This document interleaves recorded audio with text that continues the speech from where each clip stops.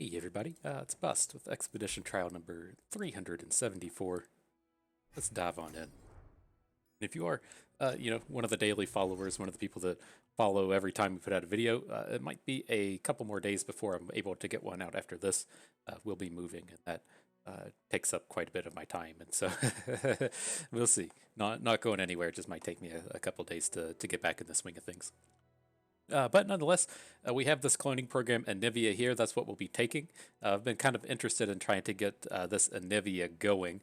The kind of the idea here is you're trying to get some kind of bonus out of copying your units. And so at the high level with Anivia, you'd be like, oh man, I can copy this Anivia egg and get multiple copies of Anivia going. It doesn't quite work like that in this deck. Putting copies of the egg in your deck counts as copies of Anivia, so it tends to just come back as harsh wins. But the big thing you're looking to do is, say, like copy Elnuks. And so if we can get the Elnuks deck together, that would be cool. Otherwise, this tends to just fall back into being a Yeti style deck. So let's take a moment. We'll get it pulled up on the site, talk about it a little bit more. If you're not familiar, we're just over here at ftpbus.com.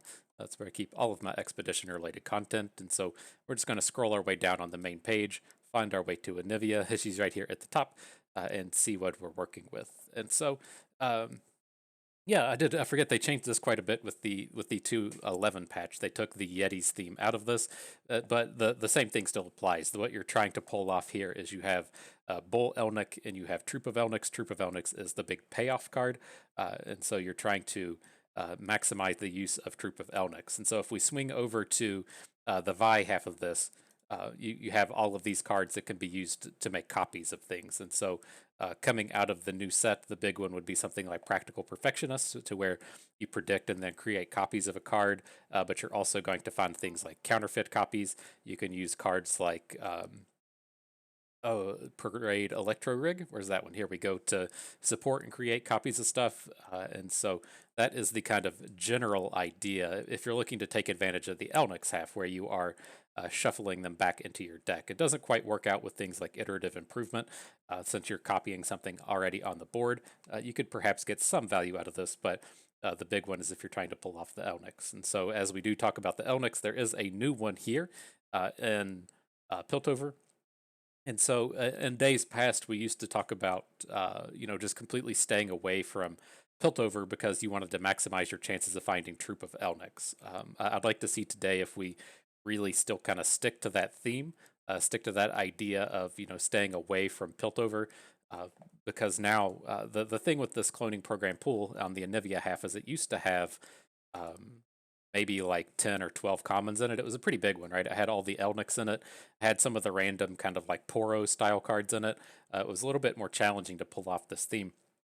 But now that all of those cards have been removed and there's only what looks to be 6 commons here, it should be much more realistic that we hit Troop of Elniks frequently. But, kind of on the downside of that, if we imagine, okay, well, we are drafting Piltover, so half of our cloning program packs are going to have Piltover cards in them. That kind of, really uh, limits our chances of finding an Elnuk, right? So as it stands, if we're Freylord only, we're going to have a 1 in 3 chance at the common slot to find an Elnuk, whether it's the Bull or the Troop.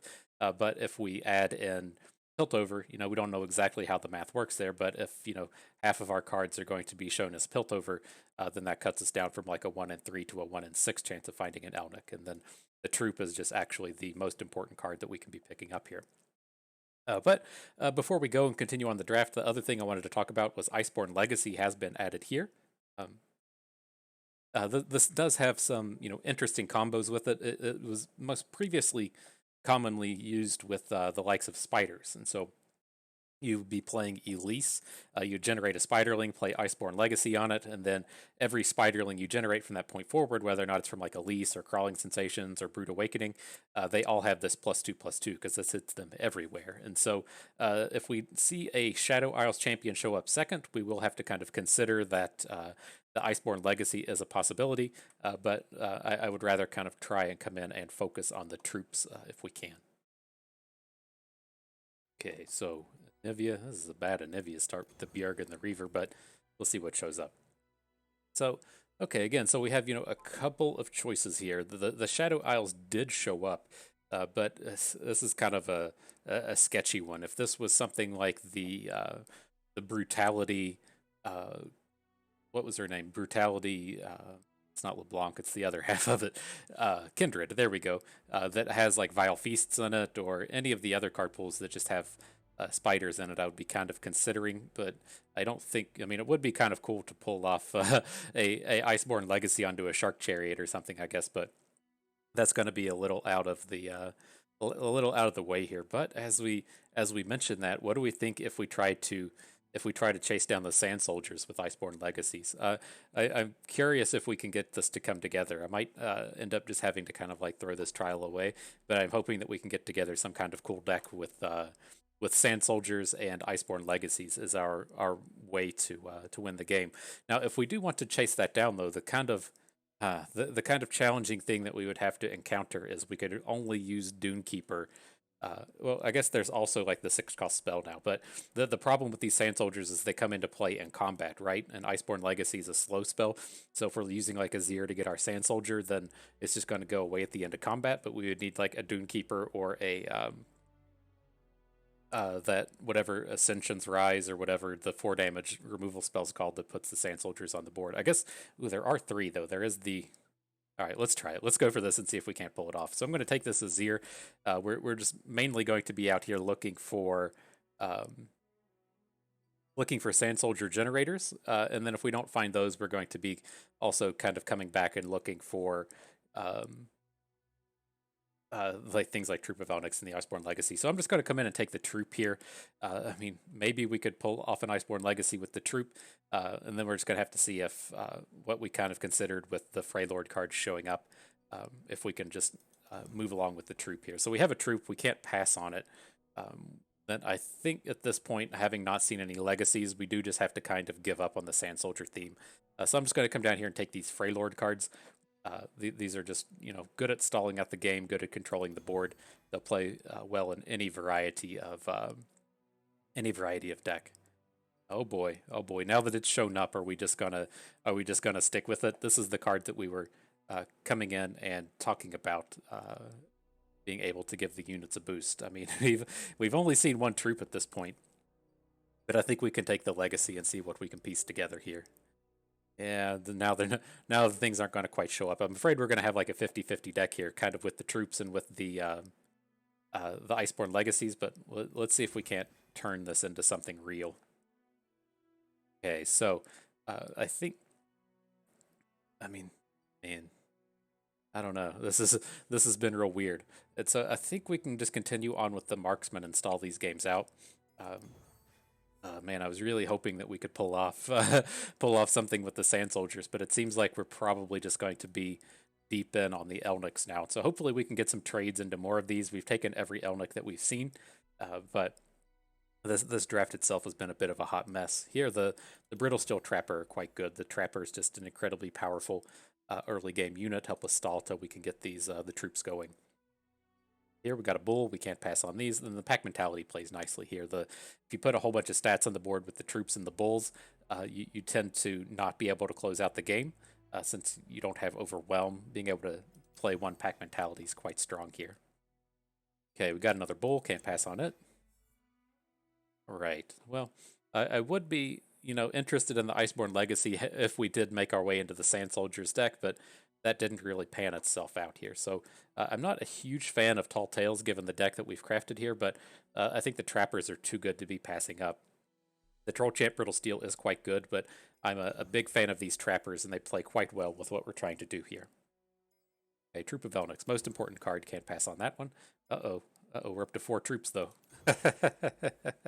Maybe we can pull this off. Maybe we can do it. Okay, and so as far as this last set here goes, I want to just pick up the Mighty Poro. I think our combat tricks in the early game are going to be good enough between having 2 Brittle Steels and an Icevale Archer, so I don't think it's super important to pick up the Troll Chant Flash Freeze. I'm not opposed to picking up a Troll Chant or 2, but I'm more interested in the unit here. Okay, and then here, we got to pick up another Elnuk. These are just way too important to be passing on. The Iceborne Legacy thing didn't come together, and then at any opportunity we get to trade away these Shurima cards, I'd like to go ahead and do that as well. But hey, I mean, we could kind of think of ourselves as, if we're trying to level up our Azir, maybe we get a bunch of summons off of the troop of Elnuks. That's something we could come out here and do, right? Could do it. But all right, all right. We got to go. We got to turn something premium. Not sure what we have as far as these commons go. I was going to say, I'm pretty sure I've already leveled up both the troop and the bull. So we have to skip over those. I know we got an elixir of iron. Have any of these other ones? We passed on the Iceborne Legacy. I'm sorry, my friend. Did we pick up this elixir of iron? I think we did. This will be the one that we're going to go ahead and premium out this game. Pretty confident we got one of those. I'll have to come and double check on that. Let's see. Let me double. Uh-oh, there we go. All right, we didn't mess that up. Okay, so what did we end up with here? We had 3 bulls and 4 troops. Quite good. And so, I'm still curious where I think we stand here. I don't like adding in Piltover in the past. And then it was so hard to get this like quantity of Elnuks that you just kind of had to abandon it. But it's just like if you're trying to use, say, like cloning, it's not cloning program, whatever the counterfeit copies. If you're trying to use counterfeit copies, you have to like physically have the card in your hand with the counterfeit copies, just to try and like improve the quality of your deck. And it never quite worked out. And so it was just like I would always rather just say like have 4 or 5 troops as opposed to have like 2 or 3 troops and a bunch of counterfeit copies. And so I think I probably still stand by the idea of just staying away from Piltover. But here, this is a pretty decent start. We've got, 1 troop, which would be the ideal number. We would rather have all of the other Elnuks just hang out in our deck for the rest of the game, so that we're more likely to hit them with the troop. We'll see what happens in that sense, but I don't think we're in any kind of hurry here as far as these other cards are concerned. Okay, let's just get our blocker on board.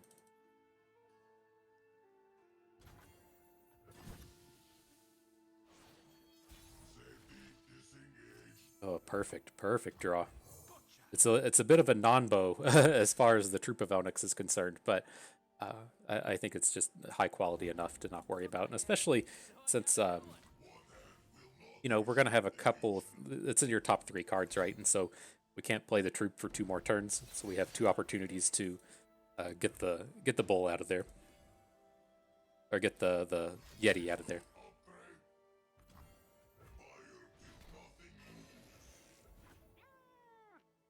Not looking bad. Not looking bad here. There he is.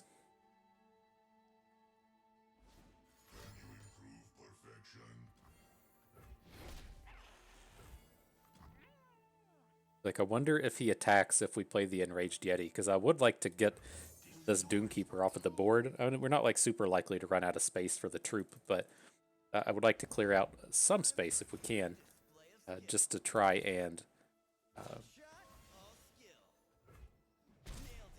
just to try and make sure we have room for these. But here, I wanted to wait till the Mystic Shot went to his. Oh, I guess he can't play the Mystic Shot anyways. So this is a little awkward.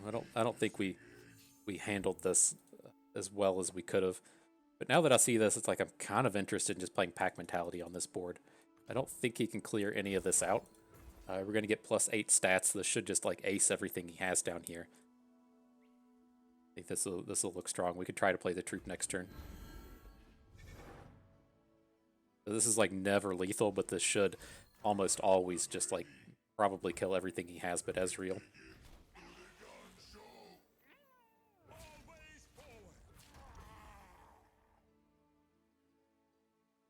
This leaves us for next turn if we want. We can do things like Brittle Steel the Ezreal while adding Troop of Elnuks to the board. Yeah, I feel like that's a pretty positive turn. Killed the 2 units, got the Succumb to the Cold out of his hand, and dealt 9 damage to face. That seems pretty legitimate.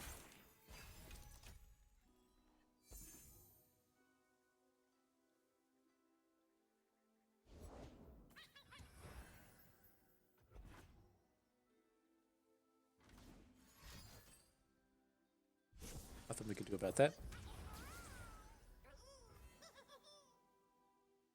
Let's just go ahead and let this combat happen. I don't think we're going to have board issues here, but I think It's not the end of the world to have the extra space. He only has 1 mana, so he can't play this Mystic Shot either.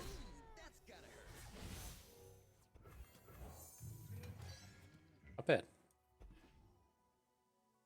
Shuffled into our deck. All those the remaining cards are what shuffled back in. Okay. Still have a elixir mana here should we need it. But I think this will probably close out the game.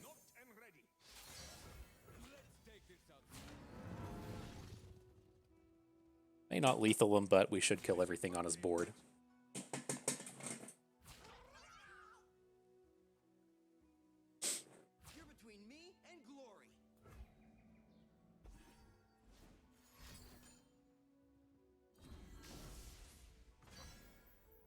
What's happening here? He protects his Sumpworks posse. Just going to take down our troop anyways. Leaves him at 5. Okay.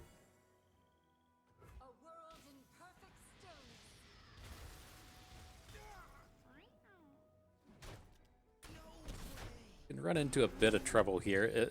If this is like the only posse we have to deal with, then we should be okay.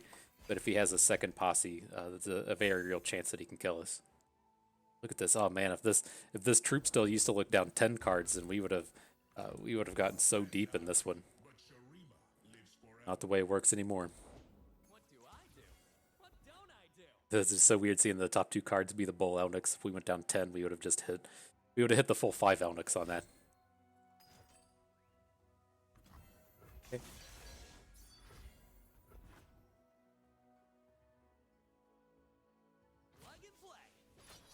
Sure. The posse would just kill the Tavern Keeper anyways. Good to just put down a bull.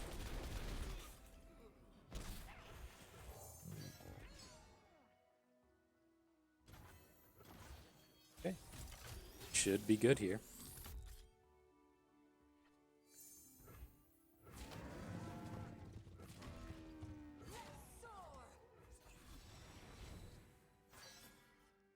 The such potential for Iceborne Legacies, it just didn't quite get the get it together here. Right. Took down a game. Go us. Elnuks. I'm sure everyone loves playing against Elnuks. I used to get so mad playing against these stupid things. It's my problem with them is that like it's very hard for the feel goods to happen, right? If we're playing the Elnuks and we have something happen like that where we get 18 stats for 5 mana, it probably doesn't feel too good for the opponent. And then if we just miss, it doesn't feel too good for us. But here, we've got another troop of Elnuks. We've got to continue on theme. That's the actual most important thing we can be picking up here. So yeah, it's tough. Like I don't know how worth it would be for the 3/4 for 3. Like don't get me wrong, that's an incredibly good card. Loyal Badger Bear has shown us that 3/4s for 3 are quite a good deal. But I'm just not quite sure where it stands as far as diluting our chances of getting troops.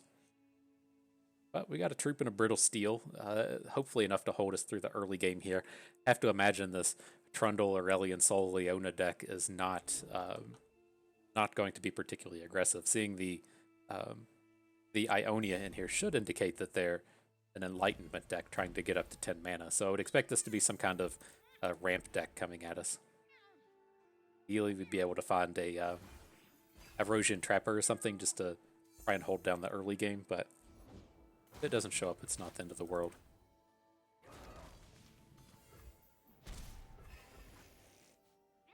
It's just so easy to recover with the troops. Marksman? Let's just pass, see if he plays anything. It's tough for him to play a 1 health unit here, but I think we're still looking okay. Shining gifts from the sky. Channel our power. Okay. And I want to get this 5/4 off the board. Just the idea being is if we hit multiple Troop of Elnuks next turn, I don't want him getting a value block with that thing.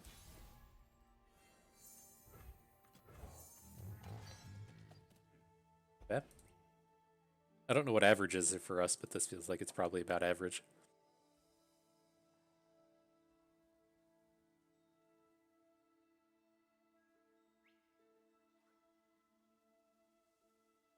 And so kind of the way these decks of yore would go, kind of suck. Because you would get this like one big attack in, and then you would just make some trades, you'd fill up your board, and then just close with pack mentality, which is something we might be able to pull off here. We already have this 3 mana banked up. We have the means to get a completely wide board again.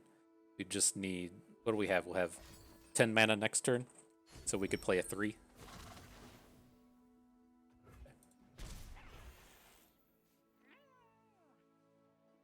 Just need to be efficient here. Let's add the Mighty. We'll add the Marksman. Let's see what we can do. Okay.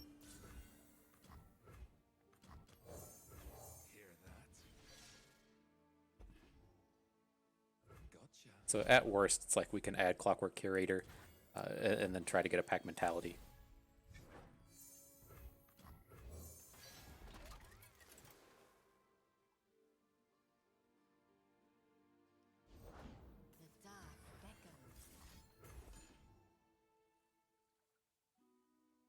Kind of similar to the last game. This may not be lethal, but we should come pretty close to doing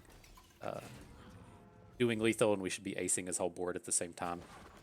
Should probably put the Leona down here on the Curator, but okay.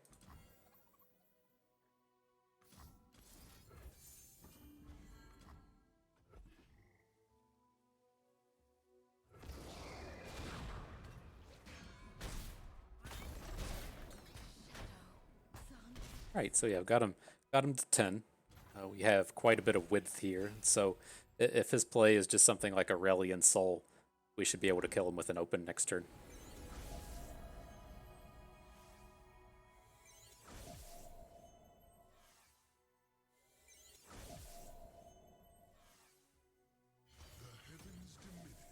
Thought they fixed this bug. That's annoying seeing that. Get it together, Rito. We don't even have anything in our deck we can Bjerg for. Nice.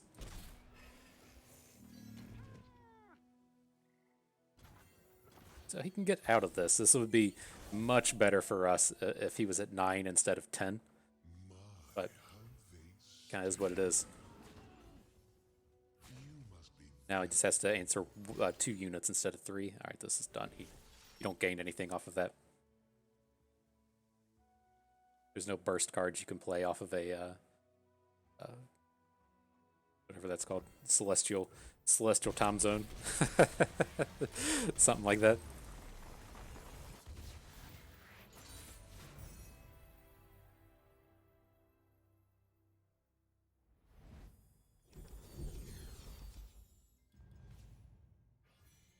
Okay, cool. So basically, we're gonna look at these packs and say, all right, is there an Elnuk in it?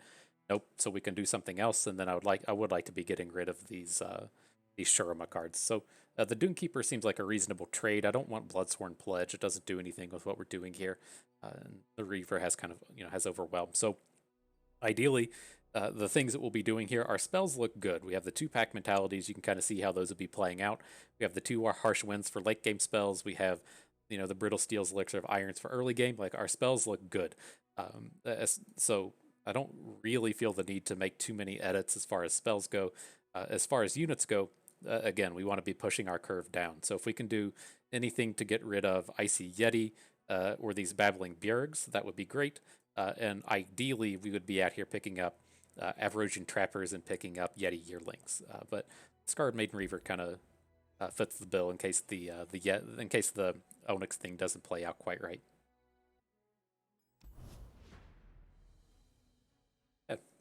I think I am glad that I got the second pack mentality. And like a lot of decks, I really just like shoot for 1, but that tends to be more along the lines of like a Yeti's deck, where more easily get those like wide boards that can just kind of handle themselves. Whereas with these Troop of Elnuks, we kind of need a little bit of help.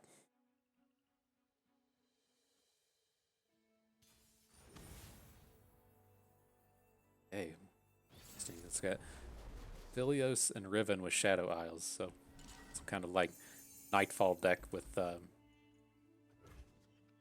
so some kind of Nightfall deck with Rivens in it.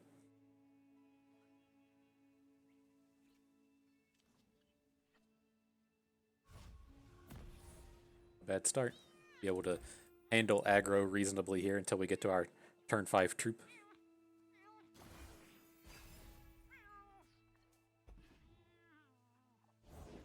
To serve the greater good.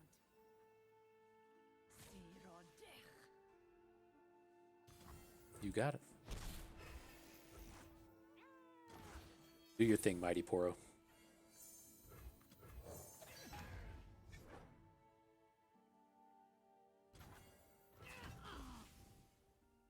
Your fate was written.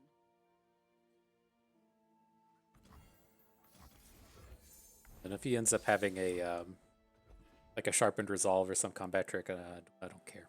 You know, if he's spending his mana on not units, that's a pretty good deal for us. And if this is successful to plunder, we get the shared spoils. Oh. We'll see how this plays out. That does take away our ability to brittle steel if we're going to play on curve here, where we bowl on 4 and troop on 5. But I think it's okay. I think we should have enough stats to overwhelm whatever they're doing, and the Nightfall decks really want to be playing like 1, 2, 3, 4, spending all their mana on units. And then if they're spending mana on not units, it's been because they played the Sky Shadow that gives them the spell mana. It seems like they're not quite able to deal with that kind of thing here. This is just a complete shutdown on his Midnight Raid as well. Pretty good. Okay. Block. Oh, I was like, oh, are you gonna hit quick attack? Is that what's gonna happen here? Yeah, this is fine.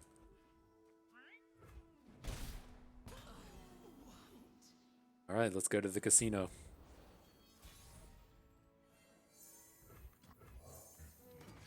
The one sad face. I mean, 15 stats for 5 mana is not a bad deal, but you know, we're really wanting to be hitting like 3 and 4 out here.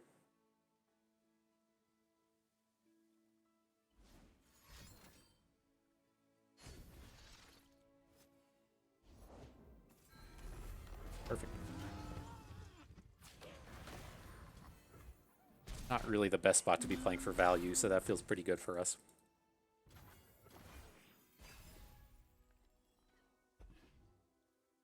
Okay, now I'm just kind of thinking like next turn, if we're wanting to play the pack mentality, that would be, you know, kind of our probably easiest way to close this out. We don't have to bank any spell mana, but if we want to play units next turn, we would need to do that. And so we could look to just add like Trapper here, but it doesn't seem that great. I think we're just not going to be playing pack mentality. Oh, we don't have the Yeti yet. But our boys here are pretty big. Let's just get these going. If he wants to take a value block on from Kato onto Troop of Elnuks, then by all means, go for it. This is like, is this going to be a reckoning? But Kato's already big enough to get around that.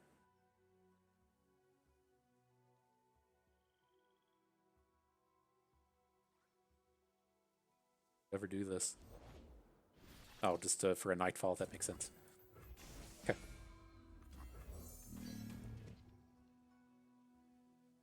I'm going to leave the troop back now that he shut down the Reaver. At least make him take trades on this stuff. It shouldn't be that challenging for us to get a good pack mentality on our next turn. Whoa.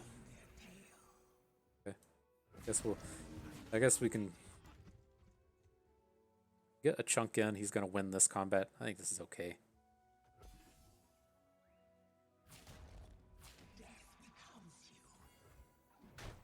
That falls. We can brittle steel this Mask Mother now if we need to. He's never going to attack with this, but we can either brittle steel it if he does, or we can look to just get it down with the pack mentality. One health doesn't do much against overwhelms. When will I find peace? So do we even bother with the Anivia here? Probably have to. There's a world where he doesn't attack.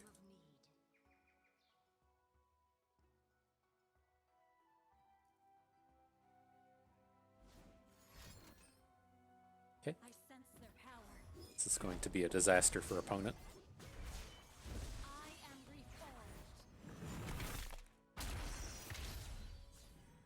load up Riven Sword onto Mask Mother here. Now Riven's gonna come in for some damage, that's for certain. But we can take this Riven hit and not die. That's not a big deal. He's gonna give her +4 and take her up to 8 with the blade.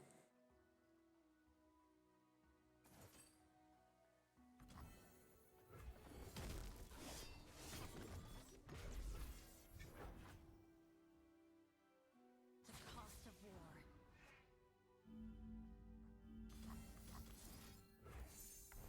And then do we ever have to worry about dying here? Is the question. Can he take us down with this Riven? He's going to need 2 spells to do it, right? The +5 attack spell costs 4 mana, so it's tough for him to do that. He's going to have like, you know, a Brother's Bond and another card or something.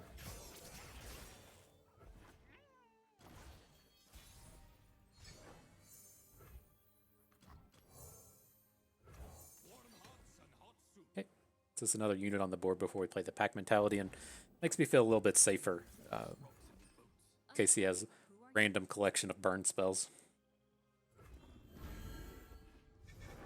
That should be enough to do it. Anivia is fantastic in these spots as well, since she AoEs down their board, making our overwhelms do more damage.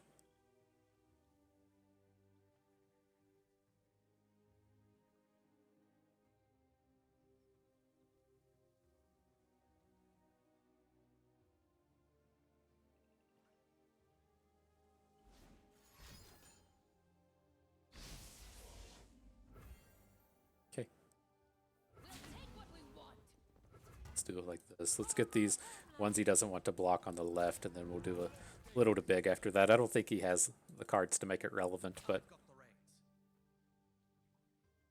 definitely want to be attacking here. I think we want to try and punch through as much damage as we can.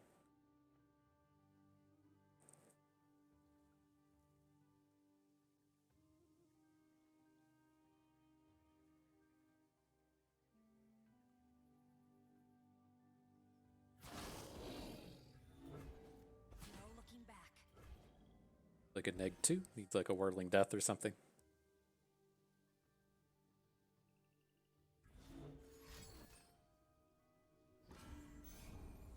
Got him.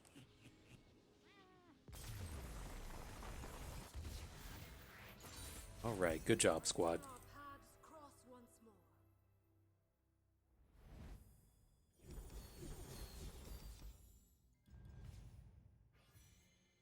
Okay, and so I'm fine to just continue to take Anivia's. This is a pretty weak Anivia, though. I'm looking more towards this Ashe that has the Hearthguard attached to it in the early game play. I think we should still be able to, like throughout our trade picks, get rid of things like Clockwork Curator, and so I'm going to play the cards that are going to be a little bit stronger in our deck here. Our early game is all that really worries me, and so picking up the cheaper units should be useful. Cool. See if we can't take this the whole way. We had our bad True Pit right there and still won. So right, we got the squad that can do it.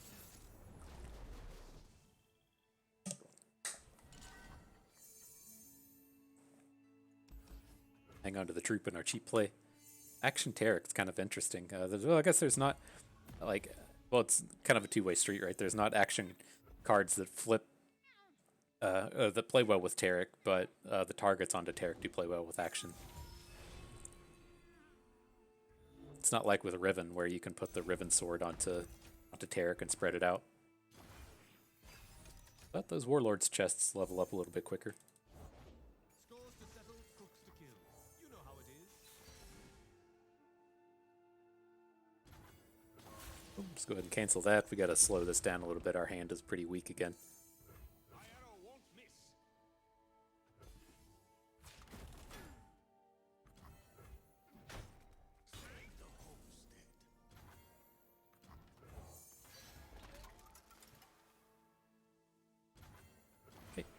That seems good for us. I would expect this deck to come out a lot quicker. Oh, we just picked up Brittle Steel.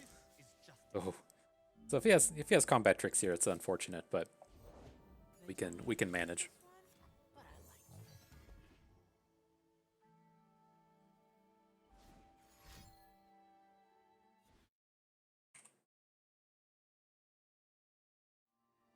Got to get the old deck tracker up. Let's get that thing going as well. What'd you hit? Did you pick up the Spell Shield? That's fine. action's not a humongous deal here.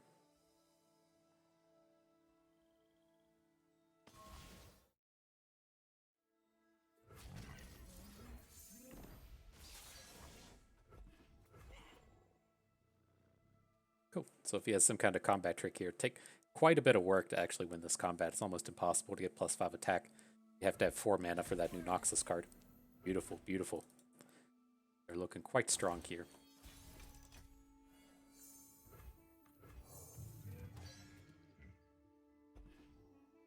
Not you know, again, not the worst, not the best. Getting 15 stats for 5 mana is still a pretty decent deal. Get to play another troop next turn. You like it? I mean, shut up and fight. Cool eye patch. Nice work, action.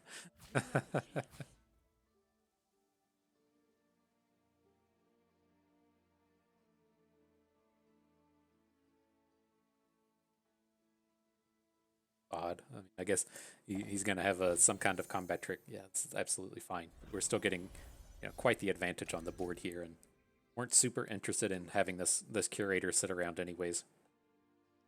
Brothers bond or whatever here. More power to you. There's a world where he doesn't want this thing to flip until next turn, so maybe that would be a thing as well. Could have, I guess, interestingly put Pale Cascade onto the Vagabond, but not flipping till next turn.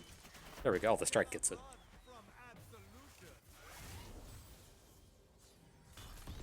Probably just gonna have to draw the cards with this thing, right? No reason to play a Sandstone Charger or give only action the +1 attack.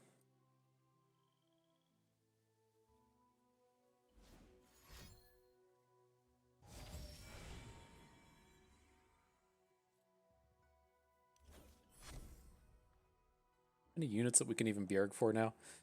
Just the Hearth card, right? And he's the only one that we'll pick up unless we put a Enraged Yeti into our deck, or if we play a Shared Spoils for the +1/+1s.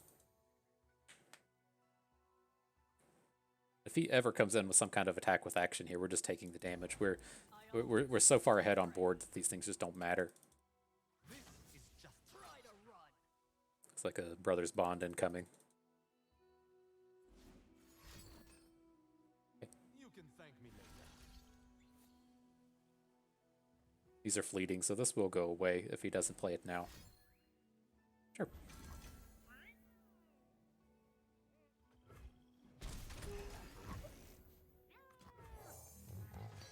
Only one. Come on, game.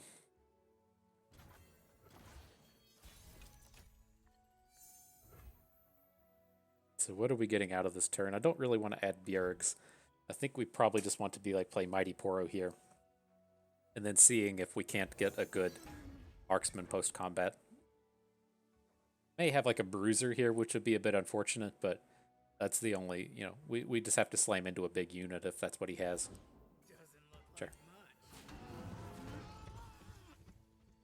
You'll die trying. Meet my flail.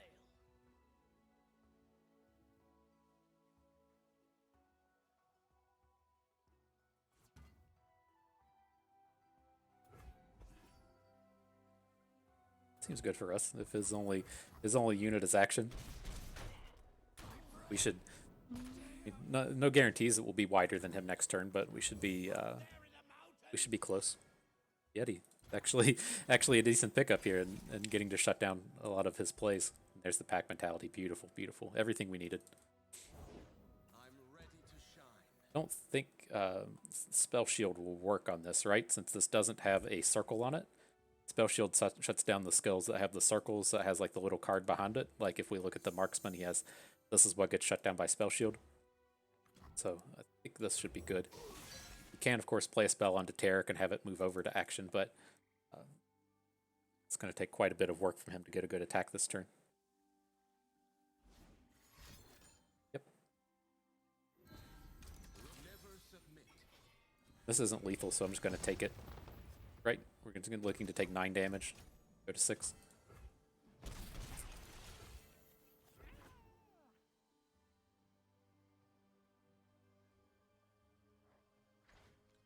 Things, get a unit back, draw 2, give the bonus. I'd say he probably wants to give the bonus to his units, but Again, we can get wider than him pretty easily next turn, and also play pack mentality.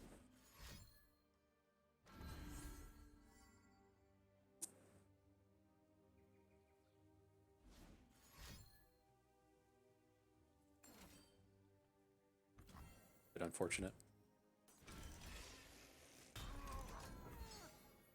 Okay.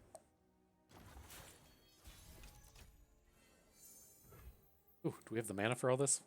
What's this? 5 plus 7 is 12, right? Did I do the mathematics correctly there?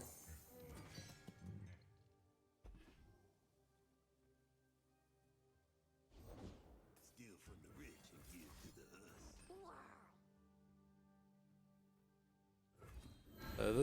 This is probably going to be a little bit short. If he has a combat trick or a removal spell, or I mean, if he has just a removal spell, he can stop one of these and take us down. But hopefully, we wipe out enough of his board this turn to be safe next turn.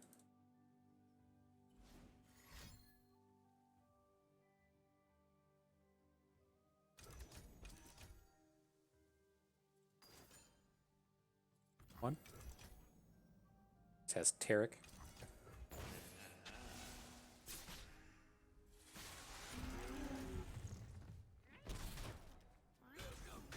His Tarek doesn't have Overwhelm, so that might be kind of our saving grace here. Let's see if he finds it with the lucky find here. But okay, we got one card left.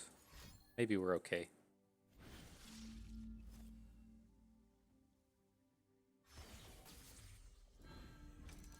The Challenger, that's fine. I don't think he would he want the Horde here? He can probably only deal 5 damage to us, right? He picks up the biggest unit. It should be a 5 attack.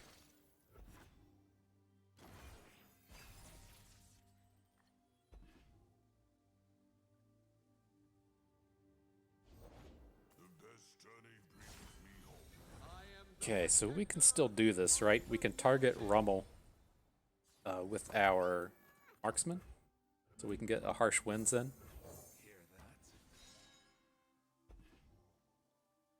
I don't know if we can get wider than this guy anymore now, but we can definitely not die here. No, we can't. Yeah, we can. Depends on how he puts out his hooks.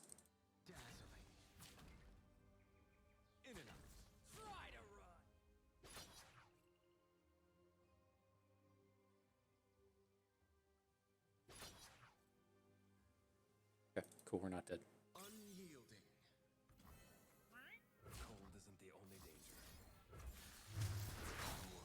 I doubt we're able to win at this point, but we can get wider than him and we can still win. Is that Marksman? Hang on. Did we just mess that up?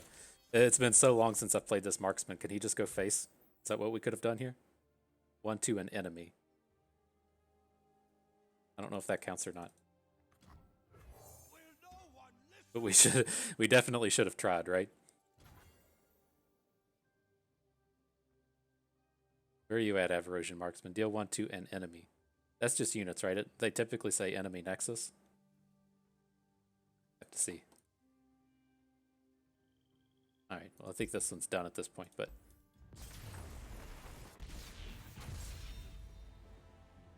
can't remember. That would have been a that would have been a good target, would be to hit opponent's face when they're at 1. I definitely was just thinking that all it could do was hit units, but it doesn't say on there, so yeah, whatever. This can be your learning moment for the day.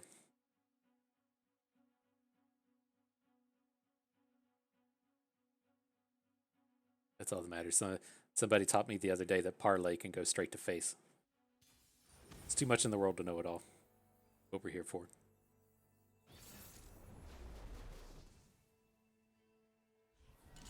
Okay, against the old sea monsters here, this hand is horrible. Go ahead and get rid of that. Not a whole lot better, but it's at least got a 3-drop in it.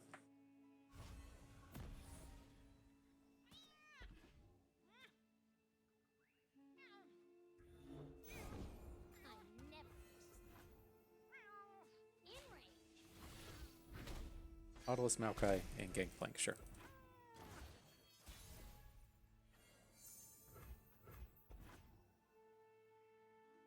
A little worried when we don't have a troop in our hands. There it is. Get some time with that.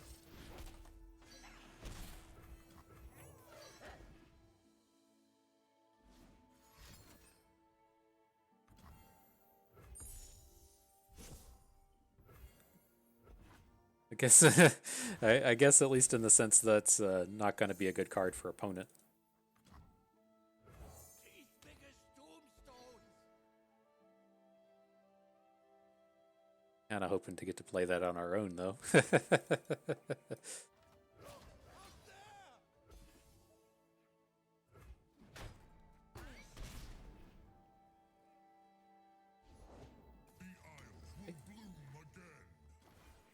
Not a lot we can do about a Maokai.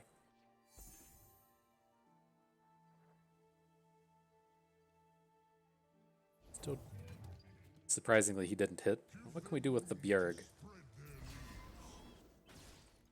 It would be nice to pick up a Hearthguard. Try and get that down. That's okay.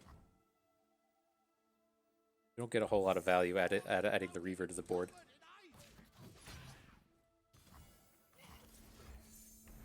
Definitely have to protect here.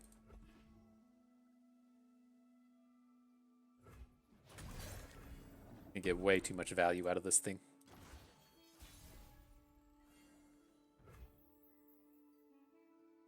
Okay, so I think we need to just get Ashe going. We only get one unit this turn.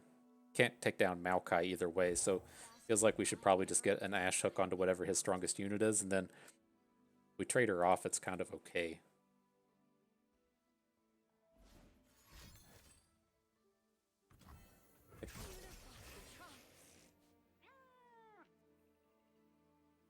Well, now that that's not a thing.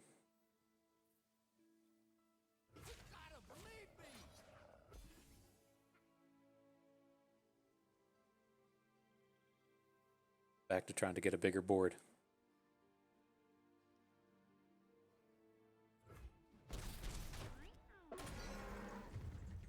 Okay. We're getting reasonably well built up to this pack mentality. If he's going to be out here playing for value, then we got a lot of options as far as that's concerned.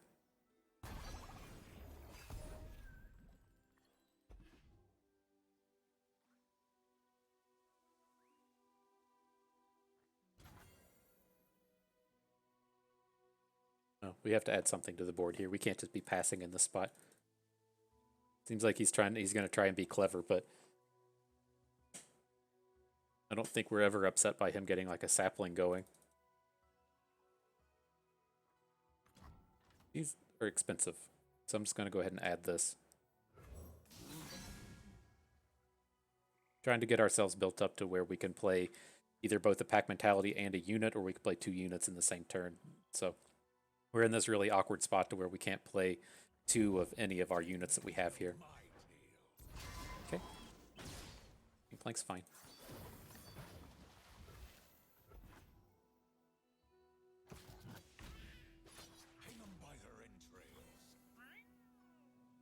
I want to go ahead and start getting the damage on him though. If our end game is to just have a big pack mentality going, we're going to have to come through these stats at some point. Probably not. Not yet. So I think we can get like a pretty good pack mentality this turn. Oh, the troop shows up. Have 11, so we can harsh winds this turn if we want. Okay.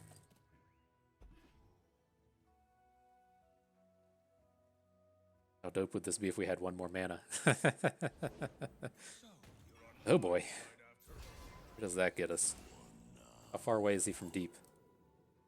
Like 1 card away? Okay, so we'll have to save the we'll have to save the harsh winds for his next attack, and then hopefully we can come through with a big pack mentality. So wouldn't be surprised if he's able to get like a single kill with this Nautilus this turn by going deep. If he does or doesn't, it's not a big deal. Okay, that was pretty good for us.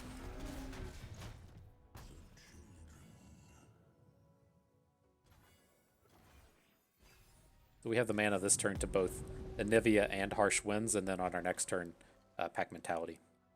Quite good. Assuming they don't have a Vengeance or something.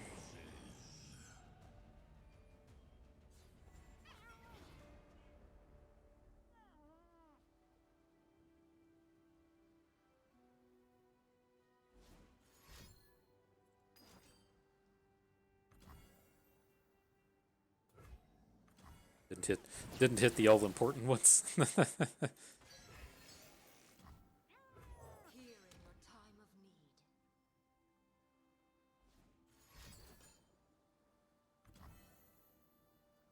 It's annoying. Okay.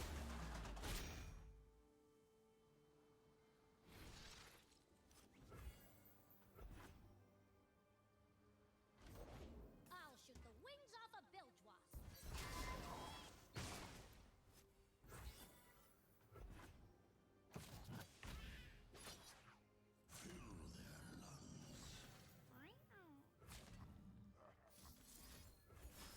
And then we'll just take as much damage as we can here off of Nautilus, since we're definitely making this Pack Mentality play next turn. Okay.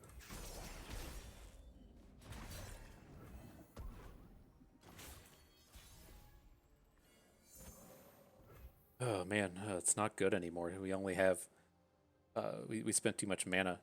Maybe we should have just blocked Nautilus. What happens if we Pack Mentality this turn? Like, we attack with everything, he puts Nautilus in front of our biggest one. We've got 9 plus 6. 15, that's not enough. We are able to just kind of like throw some stuff away.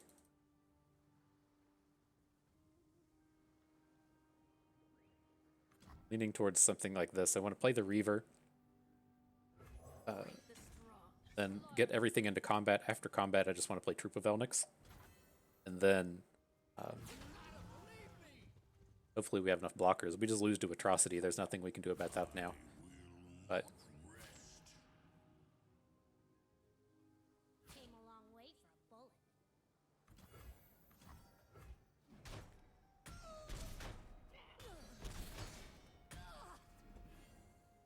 seem like they have it though.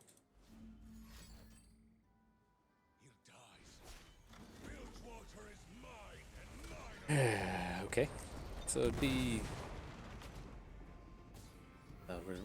well, we can get blocks in front of Gangplank for a point of damage. We may be able to, depending on when he tries to attack, we might be able to get this Icy Yeti going as well.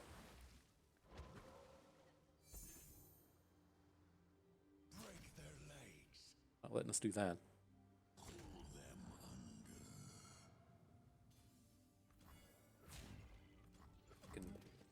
This and then put the most health in front of Gangplank. Rather just do this. Where does that get us? I worry about him having like a another Grasp of the Undying or something. So let's put our most health in front of Gangplank here.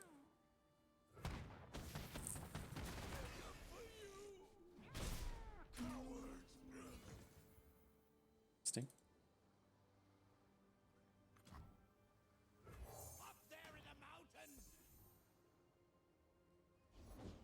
I never miss.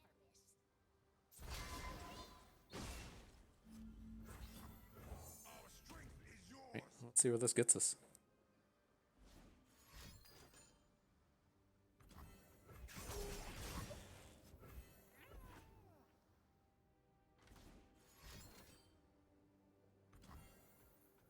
Not ideal.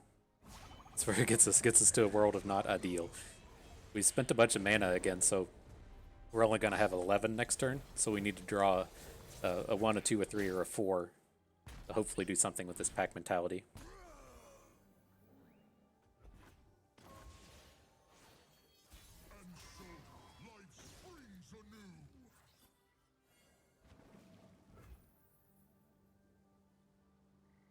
But what happens, again, like if we Pack Mentality, he blocks our biggest one. Still have some time. If he blocks our biggest one here, we have 3, 9, 15 again. Still short.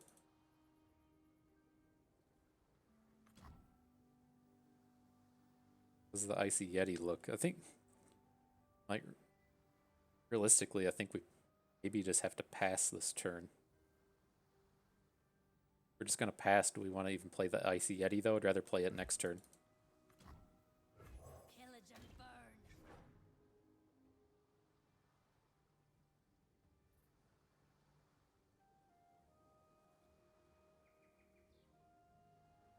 We're okay if that happens. I'm going to go ahead and shared spoils as well. There's no reason to try and draw the card. We're never going to hit it.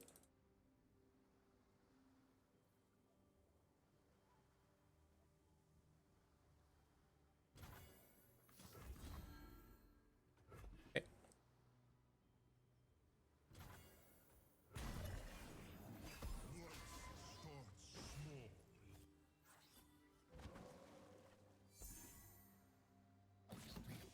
Much stats on the Poro.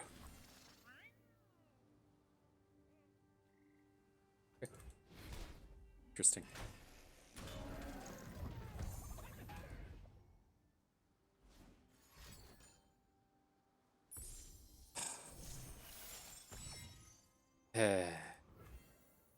Well, that's gonna do it.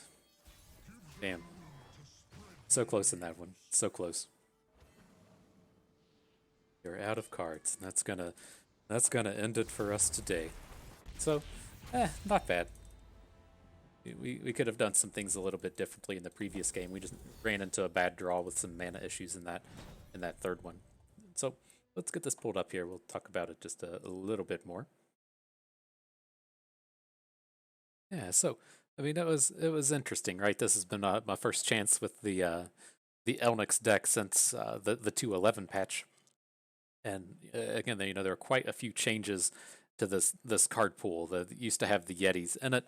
Yetis are no longer there. Now there's only 6 commons. 2 of them are Elnuks, and so it was always kind of a high roll strategy in the past. Well, but I guess the history with it was it used to look at 10 cards. That was not a high roll strategy. That was just absurd.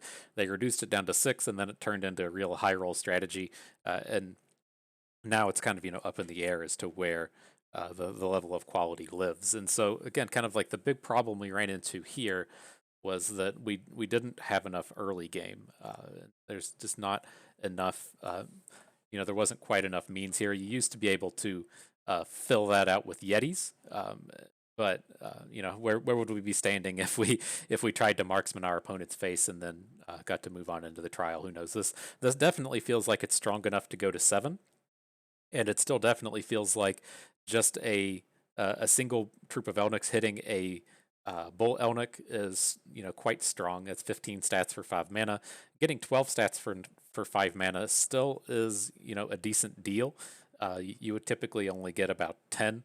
And then having it split across 2 cards, there's times that's good, there's times that's bad, but I thought this was kind of interesting how this played out here. I think kind of like ideally, the way that we would end up being able to approach this is we would have one Anivia, one of some other random factions champion, and then just 2 of something cheap. Because I think the majority of the games are going to play out similarly to how they did here, as to where we need these